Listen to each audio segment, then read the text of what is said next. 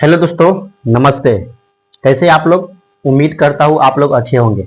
हम लोग पढ़ रहे थे क्लास 10th फिजिक्स चैप्टर, जिसका पहला चैप्टर का नाम है प्रकाश का परावर्तन, जिसको इंग्लिश में कहते हैं रिफ्लेक्शन ऑफ लाइट।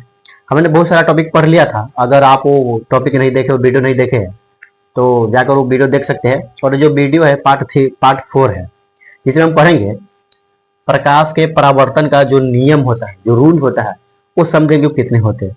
ठीक है, तो वीडियो को लास्ट तक जरूर देखिएगा। वीडियो अच्छा लगे तो वीडियो को लाइक कीजिएगा, चैनल को सब्सक्राइब कीजिएगा, अपने दोस्तों में शेयर जरूर कीजिएगा। तो चलिए वीडियो को शुरू करते हैं। हमने पढ़ा था कि प्रकाश का परावर्तन, जिसको इंग्लिश में कहते हैं रिफ्लेक्शन ऑफ लाइट। क्या कहते हैं उसको? रिफ्लेक्शन ऑफ लाइट कहते हैं।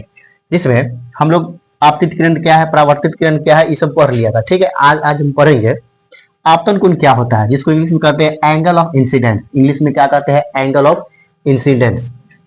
तो कह रहा है आपतित किरण और अभिलंब के साथ जो कोण बनता है उसे आपतन कोण कहते हैं। इसे आई से सूचित किया जाता है। इसे क्या चीज सूचित किया जाता है दोस्तों?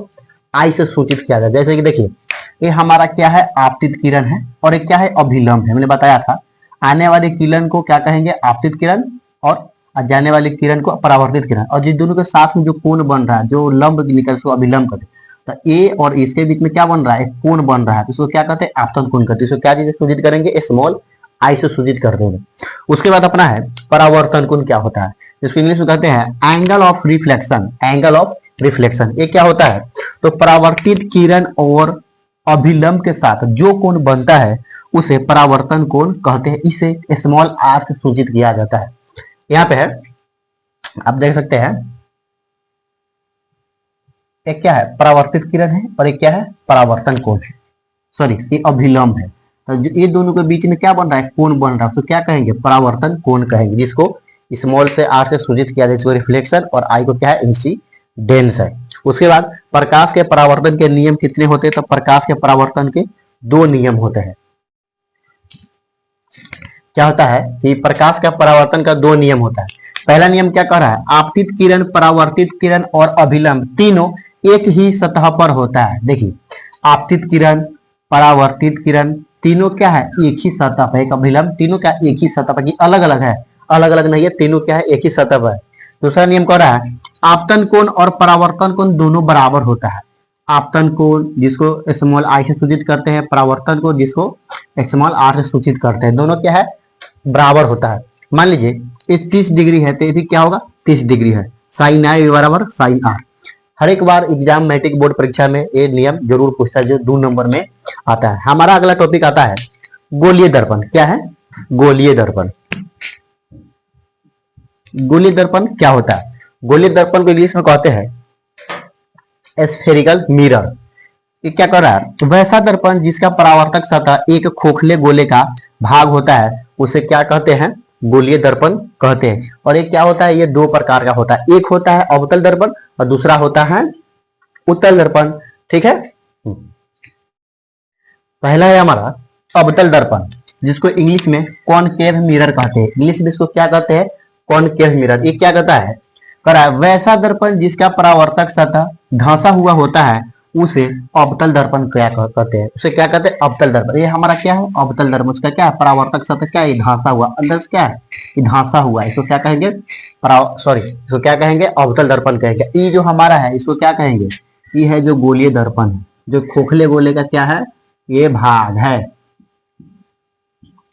दूसरा है हमारा उत्तल दर्पण, जिसको इंग्लिश में कॉन्वेक्स मिरर कहते हैं। इंग्लिश में क्या कहते हैं? Convex mirror. ये क्या कर रहा है? कह रहा है वैसा दर्पण जिसका परावर्तक सतह उभरा हुआ होता है उसे उत्तल दर्पण कहते हैं। जैसे कि मैं आपको समझा दे रहा हूं, वैसा दर्पण जिसका परावर्तक सतह क्या है? एक उभरा हुआ भाग रहता है।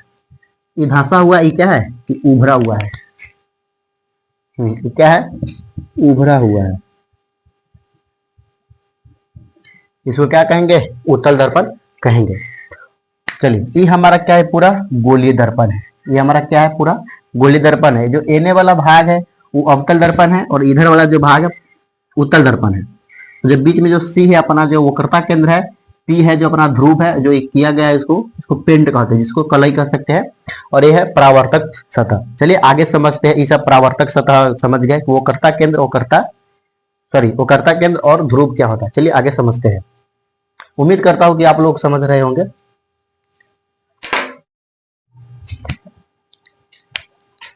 यह पहला है ध्रुव। ध्रुव को इंग्लिश में क्या कहते हैं? पोल कहते हैं। ध्रुव क्या कह रहा है?